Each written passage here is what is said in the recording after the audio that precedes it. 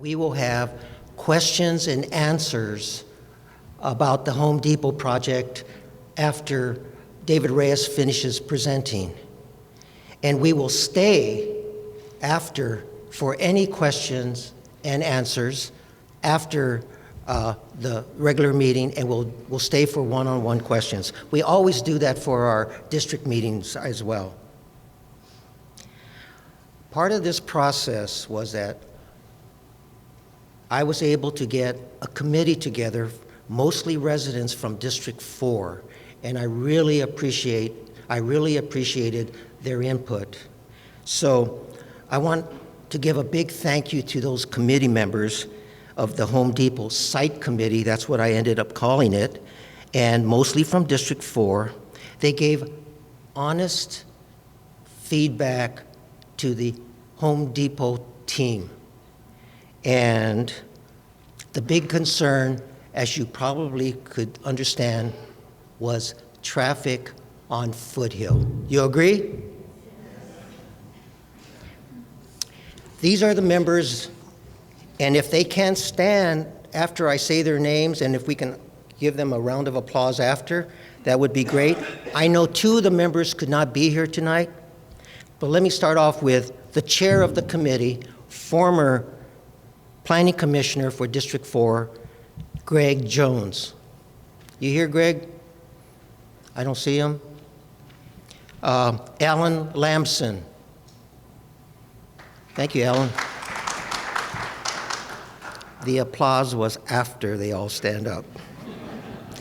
Harvey Cordner.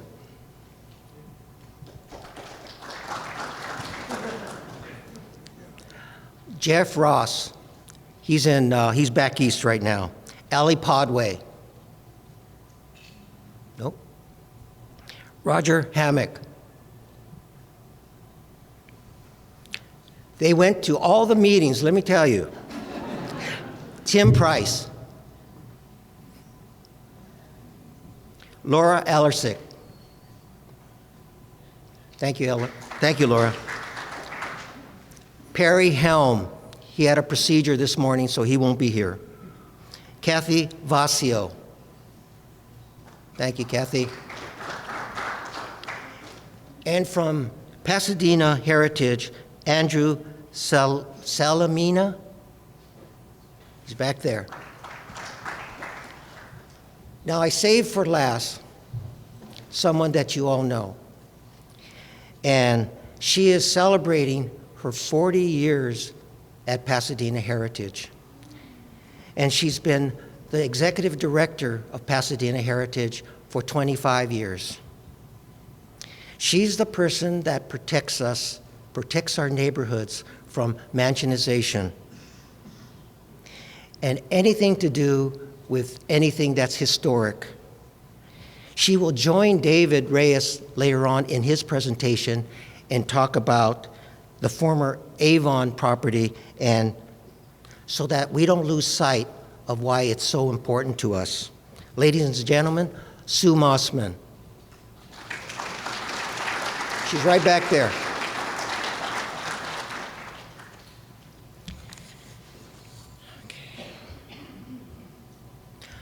I also want to thank Richard McDonald, the attorney for the Home Depot, and he's the one that brought the Home Depot team to meet with the committee. And they met for the first time on May 30th, 2018.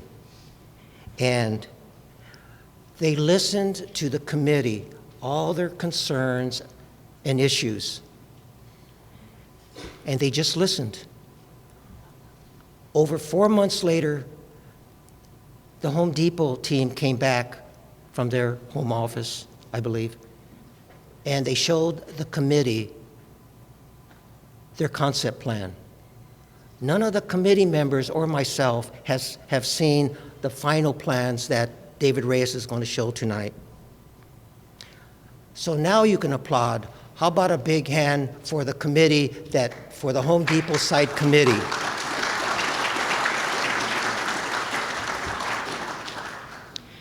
Ladies and gentlemen, please welcome David Reyes. And later on, he will bring up Sue Mossman to say a few words as well. Thank you, David. Sir.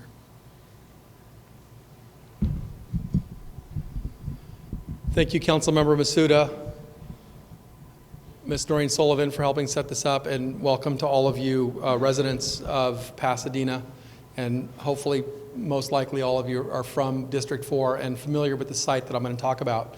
I think what I'm going to present, whether you like Home Depot or you don't like Home Depot, I hope you'll understand the facts in the case and really appreciate what your council member and your fellow residents have done in terms of shaping this project, because there was real evolution for a real positive change in a project. And I want to share with you, when Home Depot came to the city, and I stood in front of many of you in this same room about 2.5 years ago, when Home Depot had purchased the property. We didn't know what they were going to do. There was a lot of unknowns. We had heard different things. I had heard they were going to do Home Depot over Costco plus a whole bunch. We had heard everything. And the reality is what I'm going to share with you tonight is not that. And the reason that it's not that, I think most of you are familiar with the 13-acre site, home to Avon for many, many years. Home Depot acquired it approximately 2.5 years ago. And when they came to the city, they had these very preliminary ideas about what they wanted to do. But what's very important about this site plan, when you look at the site, about how much new development, they wanted to basically demolish everything on site and build the footprint that you see in front of you. And they talked about this 2-story concept plan. They said, we're going to do office here, we're going to do residential over here, we have Home Depot and parking in the middle, we've got this new retail, and they presented that to us. And we told them, frankly, to take a hike. Didn't comply with plans, didn't comply with our general plan, didn't comply with the city zoning ordinance, but Home Depot bought it, and like any applicant, the city continued to work with them. And we worked for well over a year, back and forth, trying to explain what the rules were, what they could do. And frankly, Home Depot, they listened. They listened slowly, I would say, in terms of moving forward. But it wasn't until, and this is an update you see, this is what they were coming to the city with. And we said, okay, that process requires city council approval, a general plan amendment. You're going to do an EIR. You're going to be creating a lot of traffic impacts compared to what's on the ground today, and you don't have staff support. And that was we were very honest with them. When Home Depot so Home Depot was based out of Atlanta, Georgia, and they flew out about once every couple of months. When Councilmember Masuda convened the Home Depot, the team that he talked about and the folks that you recognized, we met and there was a very frank discussion. What Home Depot, and this was not led by staff, this was led by residents. Home Depot presented their concept plans. The residents said, that doesn't work. Why don't you consider trying to keep what's on site today? Can you do that? Why don't you consider not doing new construction, no new residential, no new office? Why don't you think about that? And Home Depot, to their credit, said, we don't know. We don't know if that's going to work for us. We paid a lot of money for the property, but we'll go back and consider it. They left. We didn't hear from them for at least 3 months. I got a phone call from applicant's representative, Mr. Richard McDonald, and he said, we'd like to talk. We think that there's something there. What they started working with was an idea that they could reuse the existing buildings on site. And that to us was a lot better in terms of an approach, in terms of a lot of new construction for a lot of reasons. But they had challenges. The existing building, the Avon Warehouse Distribution Building, is not built for Home Depot. So there's a lot of money that is required to make it structurally safe. They also have along the Foothill Boulevard frontage, they had some issues there. They have some buildings that we think are historic. I'll let Sue talk about that a little bit later. They also have some need from our perspective to honor the the R&D flex space that we had talked about, which is the research and development idea. And we didn't want them to put a bunch of new commercial in here. And so we asked them to continue taking a look at reusing the existing buildings for Home Depot, but then reuse the buildings, the office buildings along Foothill as R&D. And they've been working on this idea. They came back to the city, they came back to the group the Councilmember Masuda put together, and they said, this is where we're at, this is what we'd like to do. And when I was in front of this group, or many of you in this room, 2.5 years ago, we talked about a process that involved a lot of public hearings, a lot of council input, a lot of planning commission input, this EIR. That's not where we are today. Where we are today is that the applicant on April 9th submitted to the city of Pasadena, to the building department, which is in my department in planning and community development. They submitted basically a plan check. And that plan check is a remodel and reuse of the existing Home Depot building, excuse me, the Avon building that's on site today. So their plan that they've submitted formally to the city is to reuse the Avon building for Home Depot. You see in front of you, it's about 139,000 square feet. That includes the garden center. It's a renovation. And the buildings that are along Foothill are to remain untouched. And I think that's a really important concept because not only because they're historic, but also it's a very low-scale development that we think is going to add value to the community. And this is the October 2018 version. So they continued to work, and what you see in front of you, this is the Walnut Street elevation. They do need new parking. They need to reconfigure some of the parking. But again, if you look at and this is going to be a different view, but the aerial view that you see here, you see the parking down in front off of Walnut. There's no new construction. They're not doing anything other than taking existing buildings, remodeling and repurposing them. And so they basically said, we hear you, Pasadena. We are going to try to do this. And then they committed themselves to spending the time and money to submit the building plans to us. So what you see is the Home Depot warehouse at about 113,000 square feet. That's a standard Home Depot. I think that you'll see, if you do any research, that Home Depots range from about 100,000 to 120,000 square feet in size. They also have an outdoor garden center of about 20,000 square feet, pretty standard, something that I think that the community would benefit from. I think it's really important to their concept that they have this. Existing buildings remain on site. And again, whether or not you support Home Depot, I'm not here to convince you one way or another. I wanted to share with you exactly what's happening and what the plan is for this site, because this affects you as residents of the area. And the site plan is very difficult to see. The intent of sharing this was really just to kind of talk about some of the other things that Home Depot agreed to do. So Home Depot, you heard what Councilmember Masuda said about traffic. I am not here to tell you that there won't be more traffic. Avon, Home Depot, I think that we're all smart in this room. I'm not going to say there's going to be less traffic. But what I am here to say that even though it's just a building plan check, what Home Depot has agreed to do because of the community residents that spoke up is they agreed basically to 3 main traffic improvements. They didn't have to do this.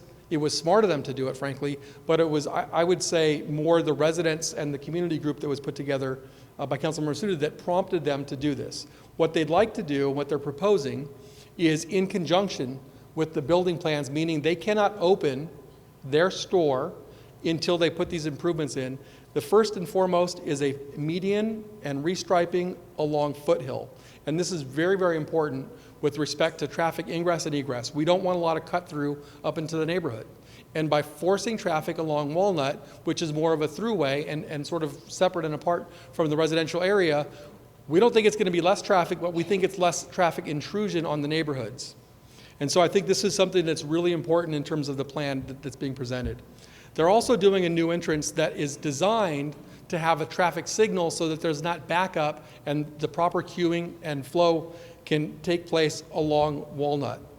This is at their cost. And I'm not saying that Home Depot this is a nonprofit organization or they're doing things out of the goodness of their hearts, but the reality is they don't have to do any of these. They could have come into the city and submitted a plan check.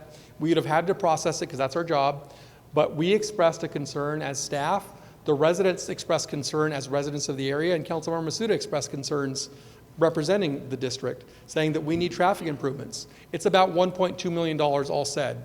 They're also going to be reconstructing portions of Sierra Grande, just for better ingress egress. This is more to their benefit, frankly, than improving traffic for the neighborhood. But the other issues that I just talked about with respect to the restriping, the median, and the street improvement benefits with respect to, and this is, I'm happy to send this to Councilmember Masuda so you actually have this PowerPoint presentation. You can actually see in detail what's happening. I would invite any of you to come to the permit center to look at the construction plans. We're happy to share those. We can't copy the actual plans, but you can look at them. These are plans that have also been submitted to the Public Works Department for their review because these are off-site in the public right-of-way. These are all designed, again, they're not going to lessen traffic. They're not. But they're going to make the traffic flow better. And the reality of the situation is that Home Depot is an allowed use there. They're allowed to go in there by right, meaning they can pull a building permit and go in there. There's no new entitlement process. There's that planning commission review. So what we tried to do, and I think what Councilmember Masuda and the rest of the group tried to do, was try to get the best project that they could for the community. And we think that, again, whether you like Home Depot or you don't like Home Depot, we think that the community process here was really beneficial and really worked. I'm happy to take any questions that you have, but before you did, I did want to invite Sue Mossman up just for a minute, if she wanted to come up now, to talk about the importance of her role. She was, although not a CD4 resident, as the director of Pasadena Heritage, I think really vital to the process in terms of the preservation concept along Foothill Boulevard. And I'd like to just introduce Sue Mossman.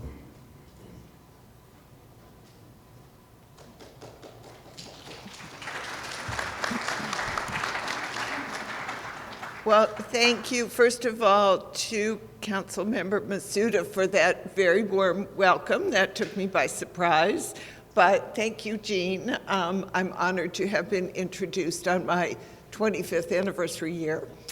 I also want to say that this is the first time tonight with all of you that we have seen the plans as they have evolved. And so we're learning with all of you exactly what has come to pass since our last team meeting that Jean convened when we all expressed our concerns and alarm. I can't speak to the most important neighborhood issue here, which is traffic. I'm hopeful that the improvements proposed will make a difference, and Pasadena Heritage cares very much that our residential neighborhoods are as protected as possible when we see new, different development coming on board. But I will say that I am impressed and heartened that many of the other things we asked for are in fact tonight on the table. I'm a little bit shocked to see how much progress Home Depot was willing to make in response to the concerns we all expressed. Pasadena Heritage sort of started with the Avon building, designed, I think, in 1947. I can't remember exactly which year. It's about as old as I am. By Clement O. Stiles, who was a very prominent architect in the LA region, designed the Wiltern Theater and some other gorgeous historic buildings. This is a very simple building in response in the 40s to the new trend toward modernism. So this sleek, simple building might not look terribly imaginative to all of you, but it really does respond to its time and place. We asked that they look at that building as a historic resource. We weren't sure they were going to agree to do that, but I am really pleased tonight to see how respectful this project is of the original Avon buildings. Avon at the time in the 40s was growing dramatically after World War II, and this was one of its expansion locations. And the Avon company cared about the setting of its buildings, wanted its buildings to be close to residential neighborhoods so its employees could live, and many, many of them were women, could live nearby in comfortable family surroundings. So I am very gratified that Home Depot took that concept seriously and is protecting the Foothill frontage and the original Avon building. I would also say that I'm impressed at how downscaled this project is compared to what we first saw. And as David said, I am pleased that the clear message from City Hall was that the initial proposal with Costco and offices and high-rise housing was just totally unacceptable to us as a community, and I commend them for responding and downscaling the project so much. Lastly, I would say that there's a tradition in Pasadena of reusing buildings and being innovative in our use of existing historic fabric, which is good for the environment. It keeps construction destruction out of the landfills. So to the extent these buildings that exist can be reused, we all benefit. And when the old Robinson's department store became the first two-story Target in the country, Pasadena was setting the trend. And there are other examples whereby we've seen our buildings in Pasadena reused constructively, and in the great scheme of things, that's incredibly positive. So I'm sure Pasadena Heritage will have more questions. We're about to submit a landmark nomination, which Home Depot knows about, and I think that will go in this week. We're eager to work with all of you and continue this process so we get not just Home Depot, but Home Depot Pasadena as the result of this process. So thank you for welcoming me. I wasn't quite prepared to speak, but now I've spoken, and it's delightful to be here, and I think real progress has been made, so you should all be proud of the part you've played. Thank you.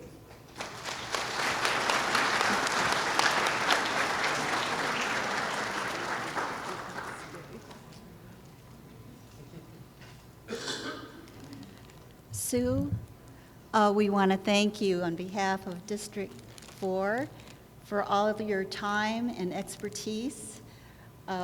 We really appreciate all the support you have given to this project. And I know it's your 25th anniversary as Executive Director of Pasadena Heritage.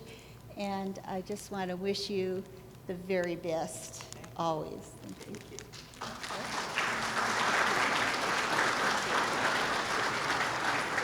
25 more years, I'll be tottering in here. Thank you all very much. Thank you, Sue. It sounds like you were prepared, so that was a very nice speech. Mr. Mermel, City Manager, does have the microphone, is going to walk around, I think, and take a few questions. This is clarifies access to the property will be from the south side of the property. The question about where access was, and absolutely major. There's existing access from Foothill, but the access for Home Depot is along Foothill and Sierra Grande. The access along Foothill will remain for the offices for along Foothill, but not for Home Depot. Yeah.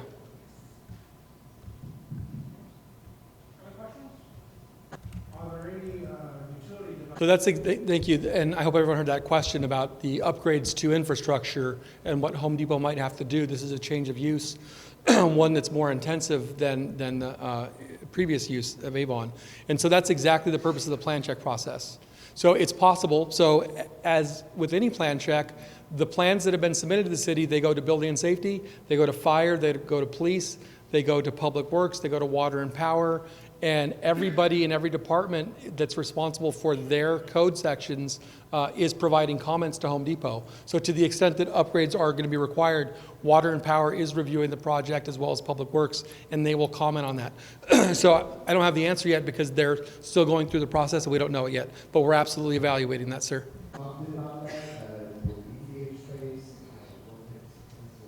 The question was about what type of uses were along Foothill. I talked about R&D, or research and development, very broad category, but the idea with research and development that it's very low scale, low intense, Not a lot of patrons coming in. It's basically office work that involves, it could be people at a computer, it could be incubator space where there's manufacturing, and so no users have been identified just yet. I know the applicant team is working on securing a lease and dealing with various companies, but nothing has been decided yet.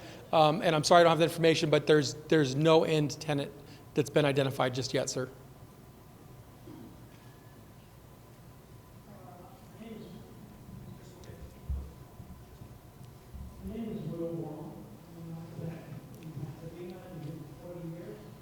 Yeah, so the question was about whether a traffic study was done because traffic's an issue. And the reality is because it's of the process that it's going through, there's no traffic study done for CEQA purposes, but there are a lot of traffic studies done to determine where we should put these traffic improvements. So it was more of a traffic study to understand the flow, the ingress egress, from a regional perspective where traffic was coming from. And I think the city has been extremely proactive. I know it's hard to see, but the last bullet point in the box talks about something that we call ATCS, which is an adaptive traffic control system. What that involves essentially is, and this is not just for this project, but they are paying into it quite a bit. It's along the entire corridor of Foothill Boulevard for about, I would say, a 2-mile stretch, where we are actually trying to time up all of our signals together to improve traffic flow. So the fact is that there was traffic analysis that was done, and it wasn't to stop the project or to require a mitigation measure because it's really just, again, a tenant improvement, a building permit. But what the Home Depot team did, working in conjunction with the transportation department staff, was to come up with these improvements that you see on the screen. And we feel like these are the best improvements. These are the types of improvements that you would have gotten out of an EIR. So in other words, we said, even though we're not doing an EIR, we need you to put these traffic improvements in, and we need you to do the studies to show us that this is going to make things better. And this idea, this traffic can flow, this adaptive traffic control system, is, we believe, going to be really valuable for the entire corridor, not just in front of the property.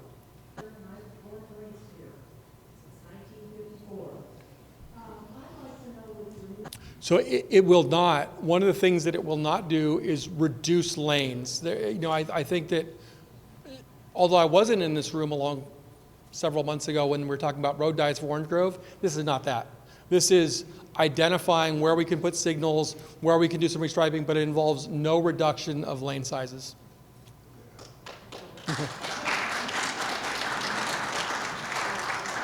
Even in the planning department, we know not to do that. Interpreting those plans and those aerial photographs, Yes, ma'am. where is the front of Home Depot oriented? The main entrance is designed to be off of Walnut. So with respect to the process, this is the first part of the question was about noise. We actually have a very robust noise ordinance that the applicant must follow. So just like any other commercial operation, not only during construction, but also post-construction during operation. So we fully expect they're going to be compliant with our noise ordinance. The second question was really two parts, and it has to do with day laborers, one, and sort of increased crime and homeless as an attractive nuisance for homelessness, right? I think that these are real issues. The current plan by Home Depot doesn't involve a day laborer building as of yet. So we continue to work with Home Depot to understand what the best approach is to dealing with the day laborers, number one, because the reality is they're going to show up. Like, we're not going to try to kid anybody. It's how are we going to make sure that those day laborers aren't resulting in impacts to patrons or the surrounding neighborhood? And so we don't know what the answer is yet. We continue to work with Home Depot. It might be a shed type of building where we have a little office there. It might be some other operational aspect. We will share that with the community once that plan is developed. The idea of it being an attractive nuisance for homeless to gather or congregate, I can tell you right now that Home Depot is extremely vigilant about making sure that patrons will come and visit their building. To the extent that there are people that are just loitering, we do have loitering laws. The idea that someone would try to set up camp and sleep over there, I can tell you right now that Home Depot is not going to allow that. The city is not going to allow that. It's not going to be good for their business. So I think the city partnering with Home Depot, we're going to do our very best to enforce all the rules to ensure that there's no new homelessness. Hope that answers the question. I know that we don't have a full plan yet for the day laborers, but it's an important issue and we plan on developing one.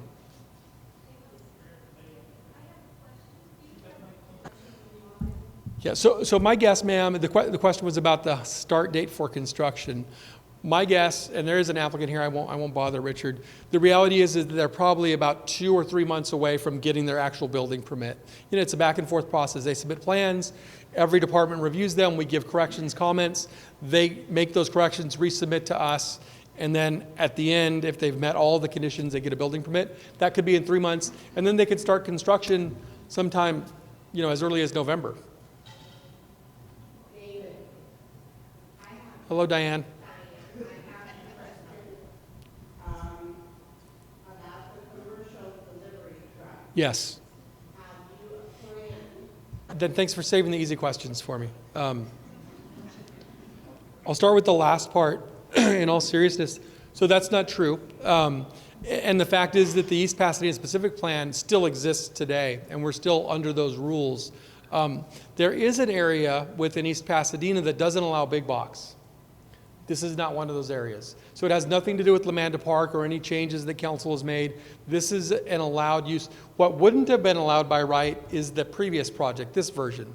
That's not allowed there. But this Home Depot as currently proposed, which is basically this Home Depot, this office, this building store, that's an allowed use at the site today, and it has nothing to do with any changes. So that's I wanted to make sure that we're clear on that. So there's no changes that council has done to make this a by right project. With respect to the truck deliveries, we anticipate, so first of all, it's not 24 hours. This is not a 24-hour operation. Where they're going to come off of the freeway is still being developed. We know that depending on which direction they're coming from, they're likely to take one of 2 exits. But the reality is that the truck loading, and I know that there's no laser pointer, but I'm going to do my best to, I don't know if this shows up on the screen. It does. So this is the garden center, and what you don't see is an area, and I'm looking, I apologize that now you can't hear me. The majority of the trucks are going to come off of Foothill. We anticipate that the number of trucks is about half the number of deliveries that Avon made.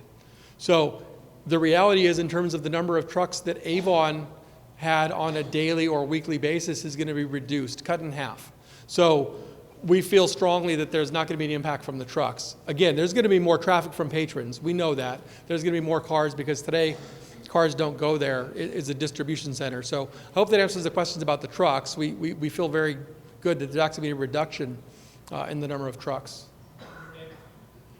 Yes. Talking about the 2 entrances, 2 freeway exits it seems are mod ready. It's a reduction. It's a reduction in the number of trips compared to existing, so it's not an addition. Ganal, as far as I know, is not going anywhere, so they're still there. So what we're talking about with respect to trucks and deliveries is a reduction in the number of trucks coming. Whether they exit on one of the 2 exits you identified remains to be seen. That's in all likelihood what's going to happen. The reality is that Home Depot gets to have a say in how their suppliers deliver their goods. And it'll be a joint effort between Public Works, the Department of Transportation, the Home Depot team, in terms of understanding how the trucks are actually operating once Home Depot starts.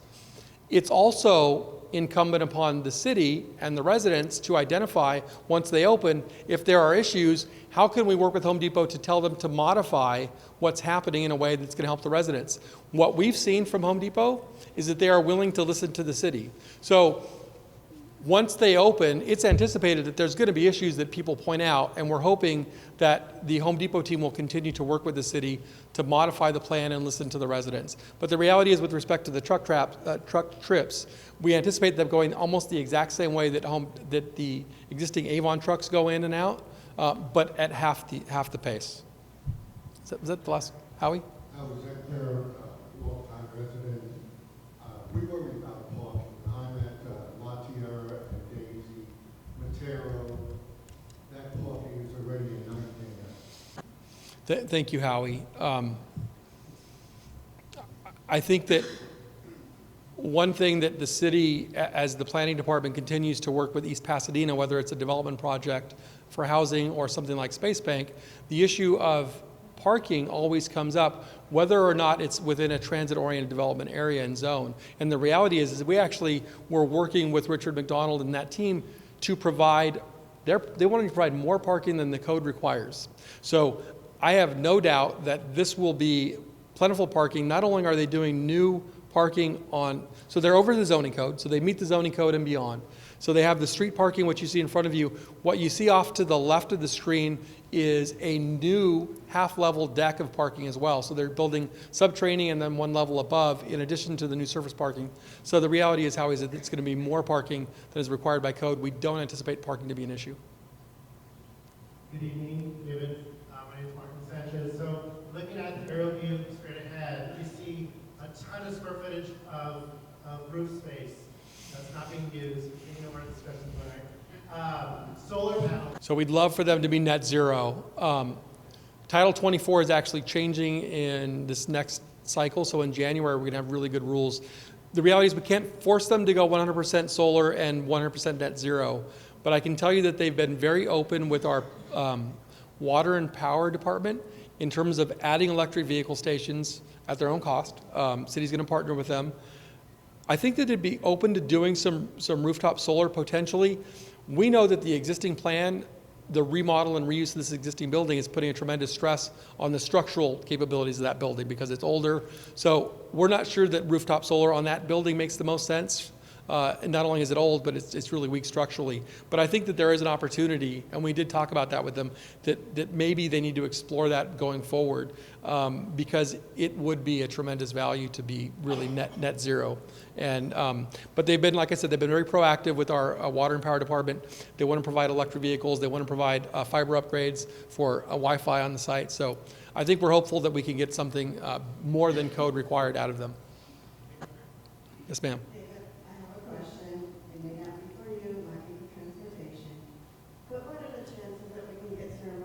I've heard before that many residents are interested in that, and I would say that the city manager is coming up to probably answer for me. So I'll just move out of the way.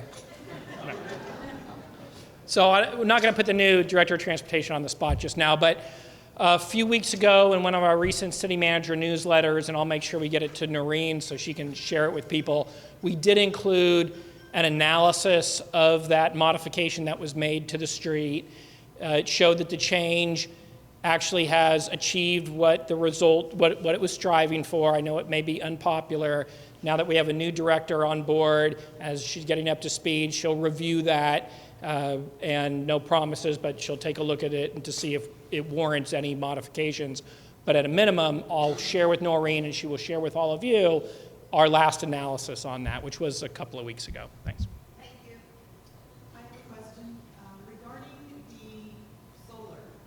And I don't know the requirements here in the city of Pasadena when you're renovating existing, but do the ordinances, do you allow for, if you look at all that parking? So we would allow it. We certainly see a lot of that style in schools where you have open parking structures, open parking lots, I should say, with the covers. I don't think it's in their plans today. We would allow it, but I don't think they're going to propose that.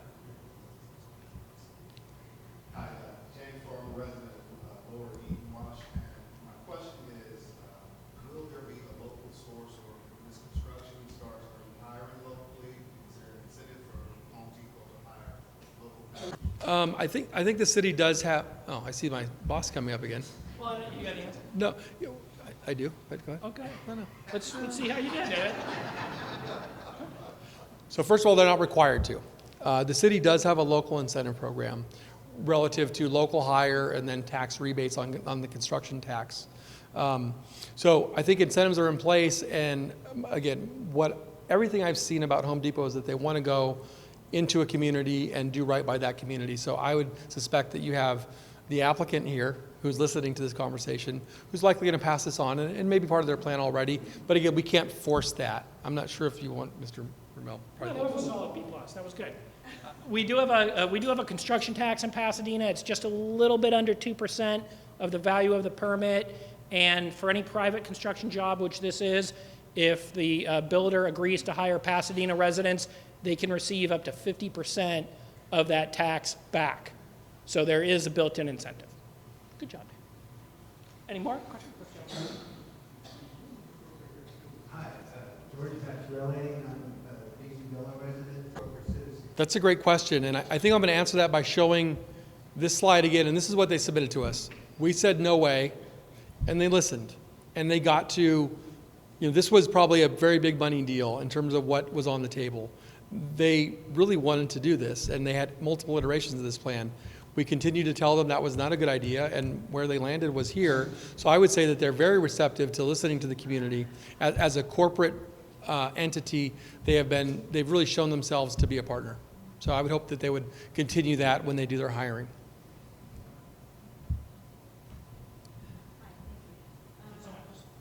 Hi, I'm Ruth Richardson. I'm a longtime Pasadena resident, and I also work for a charter school, which, as it turns out, is right across the street from Home Depot. Ma'am, would you be able to stick around just afterwards? I can get your information down, give you my card, and we can continue to talk. It is.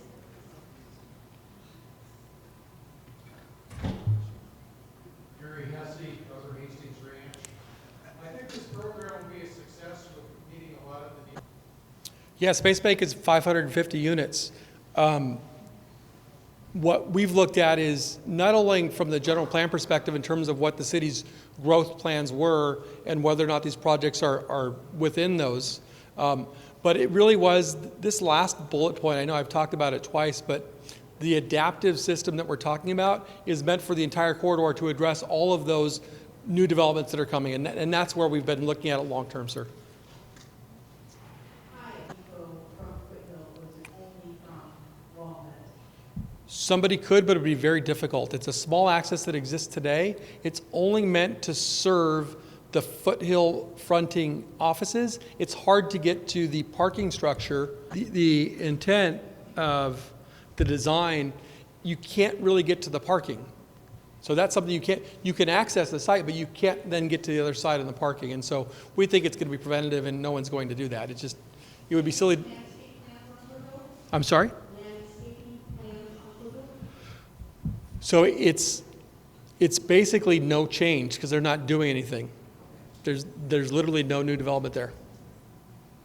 I'm a property owner of CD4. And in fact, that's been submitted to us. That while this is a nice, pretty picture that developers show, this is actually what's been submitted to the city in construction drawings. So we fully anticipate to get that green zone there. And so that would be an extra entitlement that would involve a whole other process for Home Depot if they ever were to take on that green zone. Is that correct, the right of way? I want to make sure I understand the green zone that I was referring to was on on the private property. Okay, so that is something that they have added on their property, and that brown zone is the right of way? The private property ends, there's a little bit of a slope at the sidewalk. So just a little bit past the sidewalk. Okay, and I guess just by any chance, do you know what the depth of that? It's over 50 feet. Okay, thank you.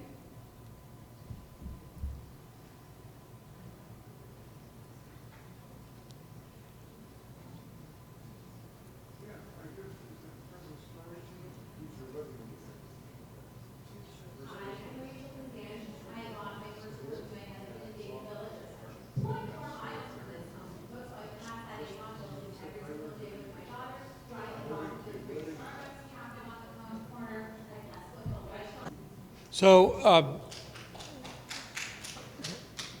the concern was about obviously property values, but also secondarily about having something at the site that would be sort of neighborhood serving commercial or some other type of use that the residents could walk to or have a short drive to and actually benefit from.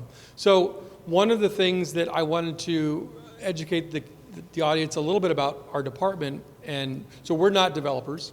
We are regulators, and we tell an applicant what meets code and what doesn't meet code. The other thing we try to do is really listen to residents. So we absolutely were working with the Home Depot team with respect to trying to create a project that was going to create some commercial value with respect to community serving restaurants. We had some small storefronts. The reality was, the first part of the question about committee. The council member can speak to that. I wasn't a part of that. We're staff. We don't do that. We attended the meetings, and I thought it was very beneficial in terms of having Home Depot listen to the residents. Home Depot decided to go through a project that didn't require discretionary review. And the reality of Home Depot's choices were in response to what they heard at these community meetings. So there is no intent to lower property values, and the reality is we will wait and see. The intent of this redevelopment of the site is to increase property values, and actually some people shop at Home Depot. There is, I think all you know that Osh is not there currently. Walganall exists as a viable spot. It's not the same clientele. So the intent of Home Depot is to come and be a neighborhood serving use. It's not a restaurant. So I don't know if that exactly answers your questions. I see Kelsey. Yeah. So I'd like to explain to the audience what the city's role. The city doesn't control development. We implement the rules that are in place. And when Home Depot, that could have been a Costco. It could have been somebody else that comes in. If they come in and they follow the rules, the city doesn't just have the prerogative to say no. We said no to the previous plan because it didn't follow the rules. That's what we do. We say that doesn't meet the rules. When a project comes in and meets the rules and has benefited from community input, we don't get to tell them to do something else. It could be Home Depot. This could have been a very small mom and pop store. I'm talking about on a completely different site. The rules are the same. When a project comes in and meets code requirements, we can't tell them you shouldn't be a McDonald's, you should be a Burger King. We don't have that benefit or luxury. I think the question was, how was the committee selected? Okay. I selected the committee starting off with the chair, Greg Jones, because he was a former commissioner on planning. And so he would have a great understanding about planning. And then I started to select 2 members from the East Eaton Wash area, which is right next to Bed Bath & Beyond, that neighborhood. 2 members, actually I had 3, but 1 couldn't make a meeting, but 2, including the president of the neighborhood association at Daisy Villa. And then I started to select different people from our 4th district that would represent and know about, give good information, give their opinion, and a lot of these people had strong opinions one way or the other. Does that answer your question? Okay. I guess that's...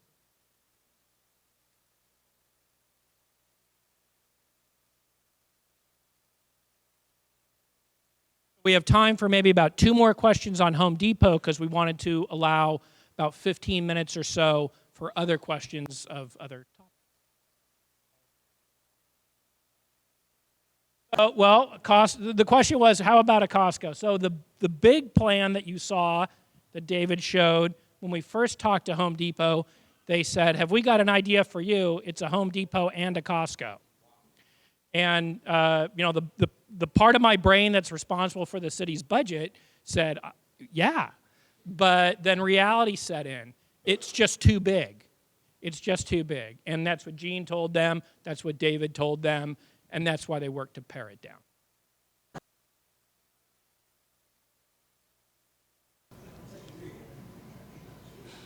So am I correct in understanding that because they're keeping a bond, you don't have to do an EIR or CEQA?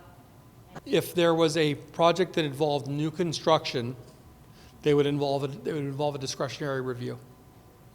Meaning public hearings, the EIR, and likely you'd get the same project that's in front of you today. So this is a way to get around public health? I would suggest that the facts are, that's a good question.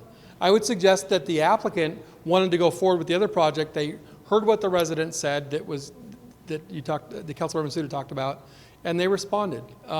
Whether it was a calculated effort on their part to avoid that, I can't say.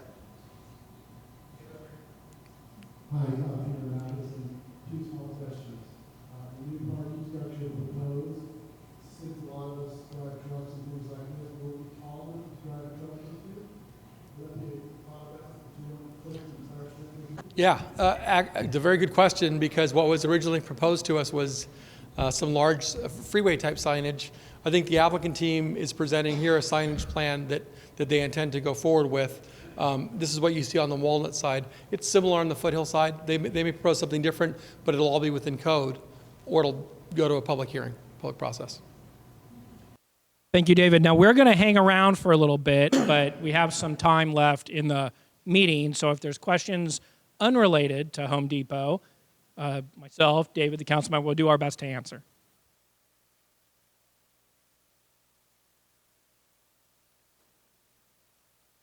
Hi, I have a question about the homeless situation in East Pasadena. I'm told that there's currently a large homeless population living near this site, and I'm not sure exactly where that is.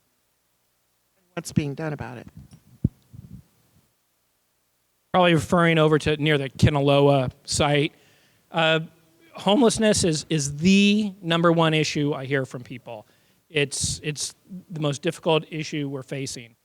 Our recent homeless count actually showed a reduction, but it's a point in time count. And we all drive around, we walk around, we see it. It's more prevalent than it ever was.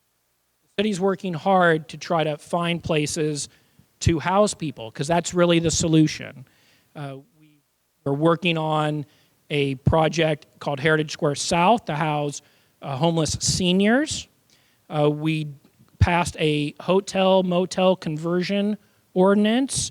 There are some pretty yucky hotels, motels in Pasadena and in the county area that might be good candidates to convert. And when we talk about permanent supportive housing, we're not talking about a shelter. We're talking about a place where there's 24-hour services, and there's a ratio of the people that work there to the people that are in there. The YMCA building right in front of City Hall is permanent supportive housing. Marv's Place is permanent supportive housing for families. We need more of these projects. We're working hard to site them. We've been in a little bit of a fight with the County of Los Angeles to get the Measure H money, which the majority of people voted for. We're finally beginning to see those dollars. In the budget that the council member passed last night, we're adding additional caseworker to work with the police department and our HOPE team. But I would be kidding you if I told you we have the simple solution. It's a very difficult problem. As it relates to homeless people camping out at private property, we work through our city prosecutor's office to obtain what's called a no trespass letter, so then the police can move those people along, and we keep working at it. Up on our city's website, under the housing department, is a big section of what is the city doing about homelessness. Other questions?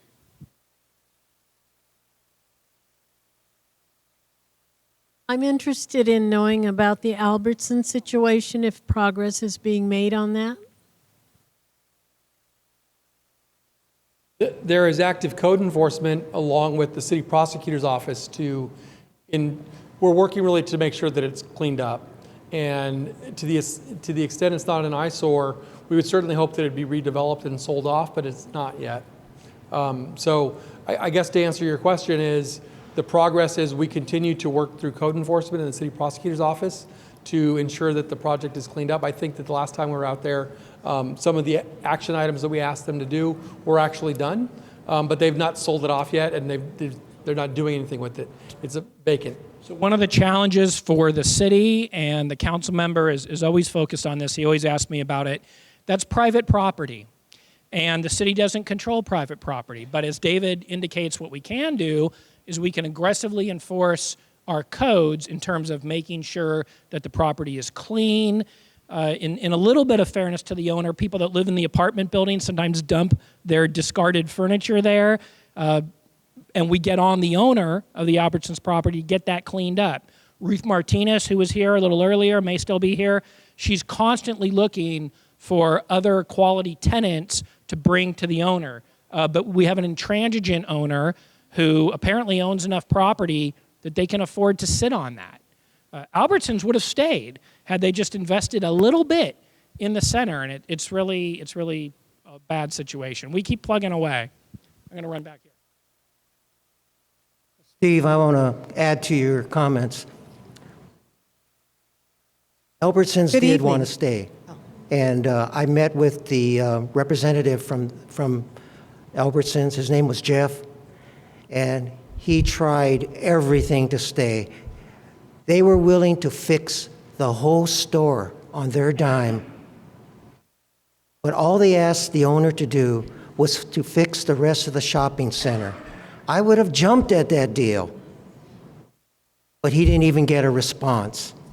So we're dealing with an owner that just doesn't seem to care about pride of ownership, but we'll keep working. Now, I walked that whole site with the assistant city prosecutor, and now it's getting sort of legal-like.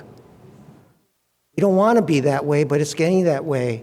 Like the city manager said, it's about safety and how clean they have it and whether or not it's a health issue or not.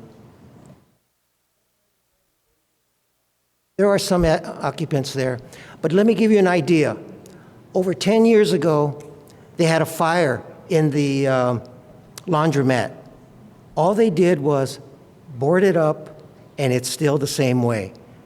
That gives you an idea about the kind of landlord we're dealing with.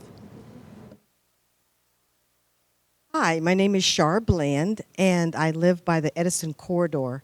And we constantly, as neighbors, complain about Edison not being a good neighbor, where there's rodents and there's coyote and everything that come from that easement, and that we had a really nice tree farm there 20 years ago when we moved here. And I'm just curious, Councilman, if there's any ideas for bringing a tree farm back there again, or anything that we can do from the city perspective to really enforce Southern California Edison to at least cut that the growth back there at least monthly, so that we don't get the amount of rodents that we're having in our yards. I'd like to start with with respect to keeping the property clean. Right before this meeting started, a resident handed, and I'm sorry, I didn't get his name, handed some pictures of some of what the Edison right-of-way looks like. So tomorrow morning, we're going to send code enforcement out. They're going to take a look. With respect to making sure that the property's clean, they will make sure that that happens. And I would expect and would hope, and if you don't see an improvement within a week, I want you to call me. I'll leave my card. I'm not sure there's any plans about making it a tree farm or something other than what it is. I have a long history with Edison, as you may know.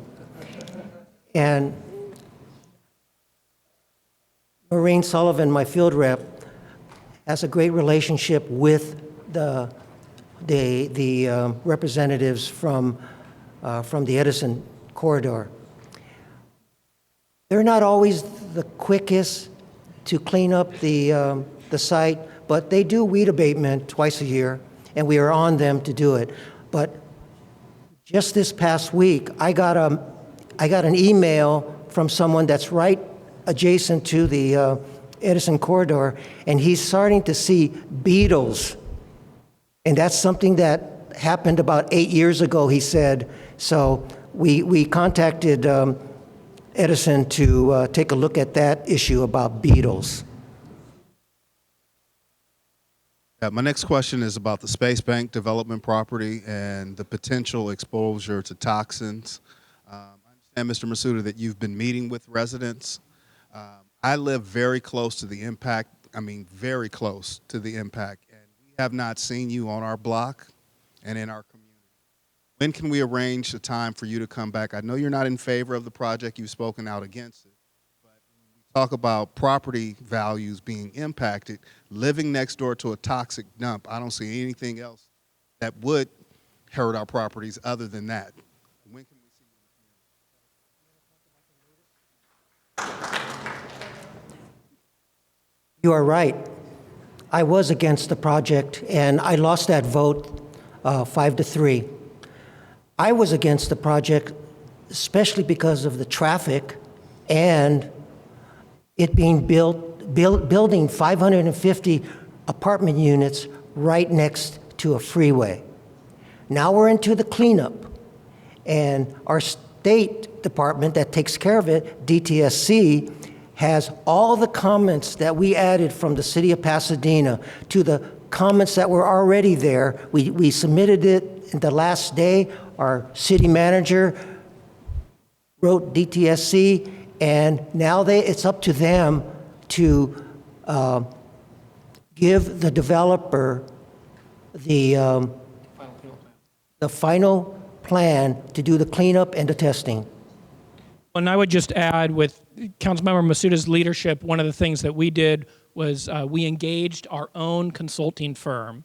So they're effectively our consultant, and we asked them to review the environmental analysis. As you can imagine, there's been a lot of analysis, but it's very complicated. You have to know that science and understand the industry. So we hired our own company, Alta Environmental. They reviewed it. They assisted us in preparing the comment letter that we sent. That's all available on the city's webpage. And the environmental consultants helped us critique the draft remediation plan. Our consultants are still on board. We didn't just hire them to review it, write a letter, and be done. They're on board with us. And as the Department of Toxic Substances, which is the state regulatory body, the city is not the regulatory body, the state is. And as the state monitors the cleanup, we're going to be, in effect, monitoring the state, just to keep an eye on them and make sure they're doing what they need to do. And in fact, David and I were talking earlier, we plan to meet with the DTSC pretty soon because we want to be engaged here. We've heard all the concerns, and when this project is done, we want a site that is remediated, that is safe for the people living there and the people living nearby. We do know this: if there is no project, the contaminants that are there stay there. So now it's a question of getting them removed in an appropriate fashion. Are there more questions? Completely out of left field. Coyotes are getting to be very brave and not very afraid of people anymore. They're hopping fences. People are having to keep their pets inside. And, you know, it's beautiful to hear them crying out and singing at the moon, but they're in the neighborhoods and they're multiplying, and people say, oh, we like them, they were here first. They're a problem, and they need to be managed. So let's talk about coyotes. So it does seem like there's more coyotes. Some of you may be aware, a number of years ago, our neighboring city of Arcadia had a similar problem and tried to deal with the coyotes by trapping them. And trapping means killing them, because they don't trap and release them somewhere else. And then they got sued because they didn't do environmental analysis on their wildlife management plan that they didn't have. So we have been developing a wildlife management plan. Our health department is the lead on it. We will go through the proper environmental analysis with the assistance of Mr. Reyes's department, and that's what we're doing right now. We're developing a wildlife management plan that will create a path for us to deal with issues of coyotes. Let me add to that. We had our coyote meeting a few months ago. I don't know if some of you have been there. That doesn't mean we invited the coyotes. The bottom line by the health director said, don't feed the coyotes intentionally or unintentionally by feeding your animals and leaving the food out. And if you see a coyote, haze them. That means yell at them and don't turn your back. Yeah, initially I was going to mention about the coyotes, and that is a problem, and I want to see more done. As I've seen them in Daisy Villa, and I'm originally from up in Northeast Washington, where you get paid a bounty to kill them. So I don't have any sympathies for coyotes because they're not wolves, they're not dogs. They are dangerous, and they need to get out. We need to get them out. Can you give an update on St. Luke, the former St. Luke Hospital?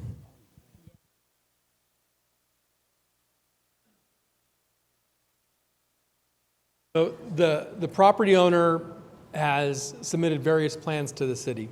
There was a plan, and Councilmember Masuda held a community meeting on the property. They talked about doing this medical mall. This was 4 years ago, 5 years ago. That's gone away. We are told by the owners and their new representative they'd like to come and meet because they have some plans to submit to us. We expect to be reviewing plans probably in the next month or so to understand what their concept is.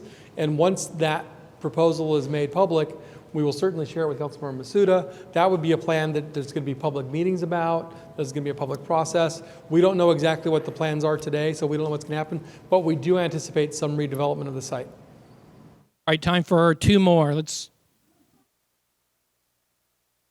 So the question was, what's happening with Orchard Supply? So Bosch was owned by Lowe's, and Lowe's decided to close the stores. They still have a long-term lease on that property, and they're still paying the lease.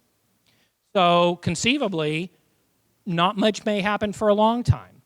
But the owners of the property, some of you may know the Nell family, they're from Pasadena. They have a lot of connection to Pasadena. I think they're open to something, but it will depend on what their lease arrangement is with Lowe's, and Ruth Martinez, who I keep picking on, has been talking to them a lot lately.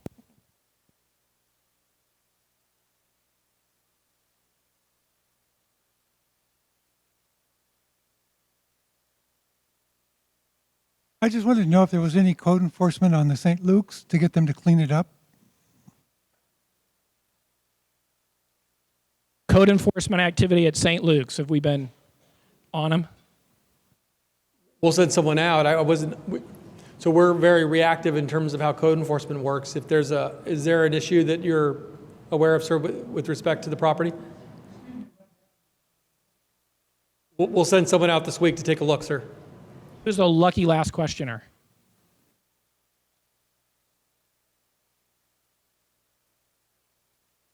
Back on the balance issue, is there a chance or a space that a Costco could come into town somewhere else? It's not likely. We probably don't have a location big enough, and we have areas of the city where we outright restrict big box retail.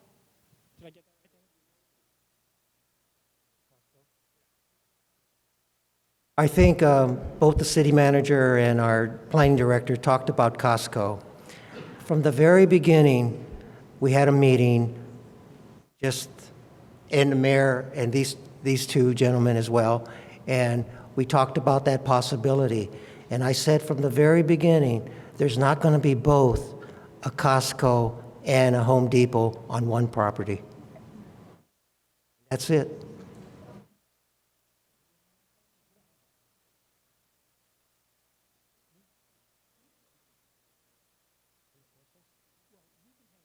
Okay, so what we're going to do now is we're going to end the meeting, the formal part of the meeting, but we're going to hang around for any one-on-one questions, and this is how we usually handle our district meeting. So please approach us with any questions that you have.